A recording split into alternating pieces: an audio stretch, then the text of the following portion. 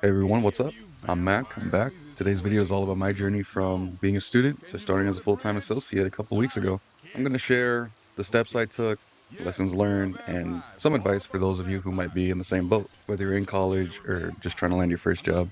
I wouldn't categorize this as a how-to video. I'm just sharing personal experience. Hopefully my story sparks some ideas or inspires you guys to reflect on your own journey or path currently in front of you. I was inspired recently with a lot of discourse in the media of graduates struggling to find work after school. Not to mention seeing some of my friends or coworkers struggle as well made me feel compelled to give my experience and 2 cents on the topic. With all that said, let's start with building my professional persona. When I transferred to my university, I realized pretty quickly that I wasn't as polished as I needed to be. Being an accounting major, I knew I had chosen a degree with a strong demand, but that didn't mean I couldn't rest on that advantage. It still required effort and preparation to stand out, especially because I didn't have any professionalism running through my veins, and I definitely wasn't ready for a corporate setting. My saving grace was this class called Professional Development. It wasn't hard. You just update your resume, create a LinkedIn profile, elevator pitch, learning some interview basics. But it was a huge difference for me. The class pushed me to take my professional image seriously. I went from unsure about how to talk to recruiters to gaining confidence to start real conversations. It wasn't overnight, obviously, but it was the first step in my journey. Shortly after taking that class, conversation was another skill I really had to work on. I've always been a pretty shy person growing up, not necessarily awkward. I could decently hold a conversation, but I knew I needed to get better. I needed to improve on starting conversations, branching out a conversation, segues, how to properly end it, open and close ended questions. I learned that the art of conversation is more than just the audible. I also learned about simple but effective tricks and tips about physical presentation, maintaining an appropriate amount of eye contact, having good posture. Even your hand placements make a difference whenever you're sitting or standing. Thanks to that, I think my social skills are the reason why I got any offers at all because my GPA was below a 3.0. When I was applying for internships, firms were putting a lot of merit and recruiting hard for high GPA students, and as well as students who were officers or leaders or any student groups. I remember I'd asked career advisors at school about it, and they just suggested to pitch myself as coachable, and if the GPA does come up, be honest about my journey and why it's not a reflection of my dedication and drive. So tying you guys into that, just reflect on yourself, ask yourself, how good are you at holding a conversation, presenting yourself, being comfortable, being confident? If that's something that is a bit of a challenge for yourself, no shame in that. I've been there too. Don't feel weird that you have to Google or YouTube how to be a better conversation. I am of the opinion that it's totally reasonable that conversational skills are developed. Some YouTubers I will strongly recommend are Vanessa Van Edwards and Charisma on Command. I owe them quite a bit for helping my social skills get to where they are today. When I was getting closer to my senior year, whether I was ready or not, I needed to start putting those skills and tips to the test. When I started getting involved with professional and social groups as well as networking events. While I was in college, I joined the Association of Latino Professionals for America, or ALPFA for short. And for a short amount of time, I was a part of this men's group at my home church. These groups were pretty incredible for networking, making friendships, and some community. My first internship ever actually came from a connection I made at that men's group at church. I remember I just introduced myself to everyone, and someone who happened to work in wealth management approached me and told me about an internship at their tax department. That conversation opened the door I wasn't expecting, but I mean, just putting myself out there. And even though the setting was not about networking or anything to do with careers or professionalism. At school, there were also career fairs and job fairs all the time on campus for all majors. I attended those and met some really great companies. Sadly, I applied to a couple, but never got back to me. But going to those job fairs, interacting with recruiters or some of the employees of these companies, I remember it gave me assurance of options if the traditional public or corporate accounting thing doesn't work out for me in the future. And then aside from those career fairs and job fairs, there was this accounting specific one called Meet the Firms Night. It's a huge event for accounting students, and it's a big deal. I'm not sure if other states do this. I want to say they do. In the current state I'm in, almost all the universities here, the major ones do it that have the student population for it. For those of you who aren't familiar with it, it's a special event reserved for recruiters to come directly to a university, have table booth sets on an open space to have open discussions with applicants looking for internships or even a job. I remember when I did my first one, it was the first one they were doing in person since COVID, so I was pretty nervous. But I ended up talking to several recruiters and all the conversations went well that night. I talked about things like movies, hobbies, language learning, the new Batman movie at the time, I think it was coming up, or basketball. Nothing felt forced. and I made sure to follow up with recruiters afterward whose firm left a good impression on me.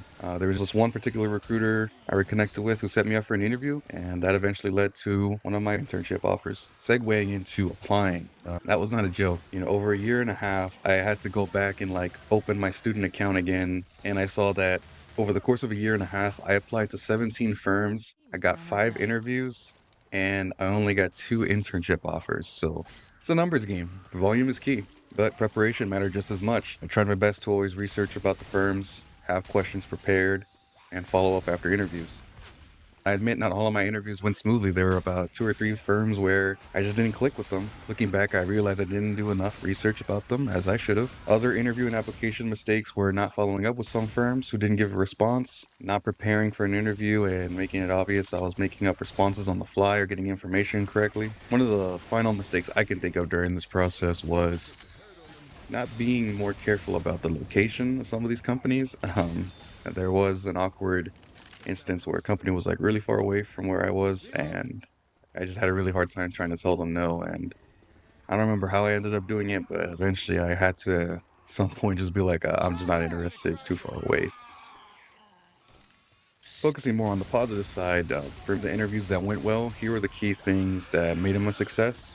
First was finding a common interest. These included the interviewer being an alumnus from my school, and we would share common experiences about campus. I know one recruiter, we talked about traveling quite a bit, countries we want to see, states we've been to, and finally, finding work-life balance is a top priority. Both of these firms who I had a successful interview with, they were big about work-life balance, and I asked them about it, how do they apply it, and turned out to be a really good conversation. Second, I asked about the firm. One of them, they were expanding quite a bit of offices into Mexico, and I asked them about that, and it was just an amazing way to like branch out into other great topics. Both of them, I asked them about some good news about their firms, or I would ask them about a typical day, a typical busy season, what's trending like. Just make it obvious that you are interested. You're not sitting in that interview thinking, I'm expecting a job, I'm expecting an internship, give me an internship, I don't care about you. Third, I was jabbing at their humor, being a little cheeky or maybe being a little corny, just to ease any initial tension or awkwardness that comes with an interview typically. Lastly, I knew how to answer typical questions. Tell me about yourself. What interested you about our firm? What are you looking for in a company? Where do you see yourself in 5 years? Daunting questions at first. Believe me, I had no idea how to respond. But when you put in some work to polish yourself, you'll see how these are some of the easiest softball questions ever, and they can really make a conversation branch out into something fruitful and productive. Takeaway for you guys is volume is key. Just apply to as many places as possible. My school uses something called Handshake. I'm not sure if other schools use the same software. Whatever your school uses, use it to the max and apply like crazy. Especially if recruiters are coming to your school to look for interns. That is a big signal to be proactive when they're coming to you versus when you're coming to them.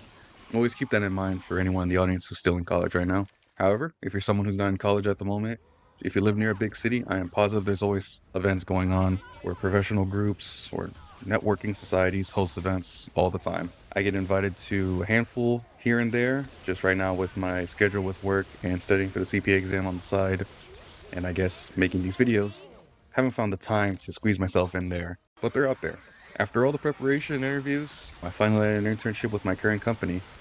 My first internship was a giant learning curve, but here's what made it a success. First, I was vocal about wanting to learn, whether it was the software, tax laws, or just how the team worked. I made it clear that I was there to learn. And second, I made an effort to not be a quiet intern. I asked questions, joined in conversations, whether they were work related or not, and tried to mesh with the group as quickly as possible. Third, I learned how to prioritize projects from high to low and avoid dead time by being stuck whenever I don't know what to do in a particular project and there's no one available to answer my questions.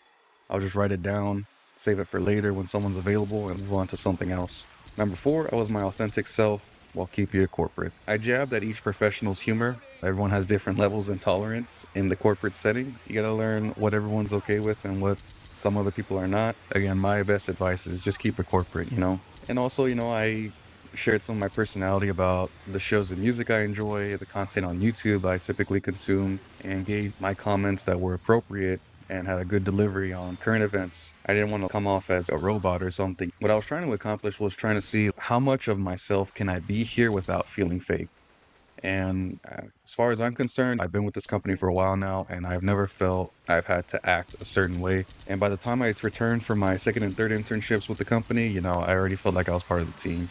Since I had stronger relationships, I took on bigger projects, kept showing initiative, kept taking notes, and it was making a huge difference. And that's not to say like, oh, I like mastered the job or anything. There's a whole lot more to learn, especially now that I'm a full-time associate. But it was a privilege to be able to join full-time without being in the dark. Traditionally, the way it goes is you intern with the company and then you come back a whole year later or maybe even 2 years later. For myself, I didn't want to go that route because, well, number one, I hate learning curves of a new job. I just hate having to learn a new job. It sucks. I'm sure some of you guys out there can relate to that. So that was a big motivator to try and stay as long as I could. Obviously, the pay was very nice. And then lastly, my justification was I already work full time and go to school. If it's possible, may I stay up to 40 hours a week like I already do now while going to school at the same time, just continue having me as an intern. So very thankful that they let me do it another 2 times, and I'll keep you guys updated how the job goes. And yeah, man, when I got that full-time offer, it was a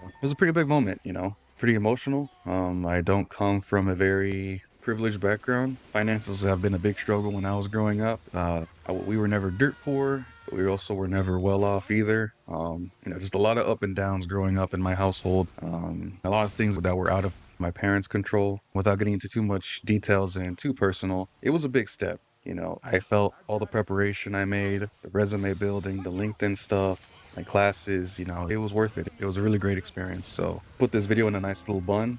Whether you're in accounting or a different field, the principles are the same. And again, depending on the degree, sometimes it might be a little less about the degree itself, but more about how you present yourself and take advantage of opportunities. I acknowledge that some of you in the audience may be or currently pursuing majors that feel oversaturated or underappreciated right now. Fields like computer science, pharmacy, finance often get attention for being super competitive and hard to break into. Then there are those degrees that people label as useless. If you're an art major, anthropology, or history major, you've probably heard the stereotypes. You'll never find a job. What can you even do with that degree? It's easy to feel discouraged when you hear stories like this. Your degree is only the foundation. The real difference comes from what you build on top of it. Whether it's pursuing certifications, learning in-demand technical skills, or diving into a niche area within your field, there are always ways to stand out. Employers aren't just looking for another computer science major or a pharmacy graduate. They're looking for someone who brings unique value to the table, whether that's through innovation, communication, or expertise in a specific area. And if you're not sure where to start, remember that every skill you add to your toolbox makes you more versatile and opens up new paths. Look for projects, internships, or even personal challenges that stretch your knowledge. Jobs that at first may be unrelated to your degree could also be a stepping stone into an area you never thought of. Network with people in your field to find out what skills and traits employers value the most. And above all, stay adaptable and open to learning. Even in a crowded field, there's room for someone who's constantly working to improve and evolve. If you're in the middle of your own journey, I hope my story gives you some ideas or motivation. But now let me hear from you guys. I invite everyone to let me know in the comments about your guys' experience. What's worked for you when you apply to a job? What are some challenges you faced? Or any tips you'd add for others to benefit from? Again, thank you guys for watching, and I'll catch you on the next one.